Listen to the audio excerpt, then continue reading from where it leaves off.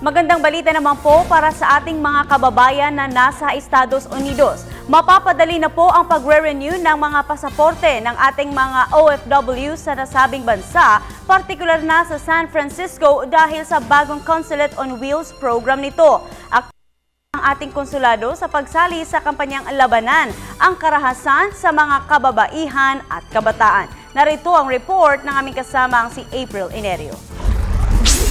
Bilang parte ng layunin ng Philippine Consulate sa San Francisco na maghatid ng impormasyon at serbisyo para sa mga Pinoy sa California, pinaglawig ng konsulado ang kanilang Consulate on Wheels program. Pupuntahan ng consular teams ang kanilang mga sakop na lugar para magbigay serbisyo sa mga Pinoy na hindi nakakapunta sa San Francisco office nito, lalo na kapag mag-aasikaso ng kanilang mga passport renewal. Kabilang ito sa diskusyon sa inilunsad na talakayan sa konsulado, isang monthly public forum na tumatalakay sa mga isyong may kaugnayan sa Filipino-American community sa San Francisco.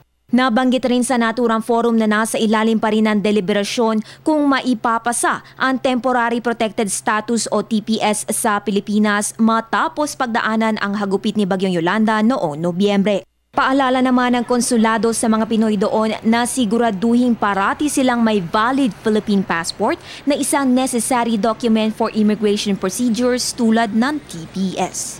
Samantala, nakisali sa 1 billion rising rally ang mga empleyado ng Philippine Consulate General in San Francisco noong nakaraang Biyernes. Ang 1 billion rising rally ay naglalayong itaguyod ang karapatan ng mga kababaihan at himukin ng lahat na tigilan na ang karahasan sa mga kababaihan at mga kabataan.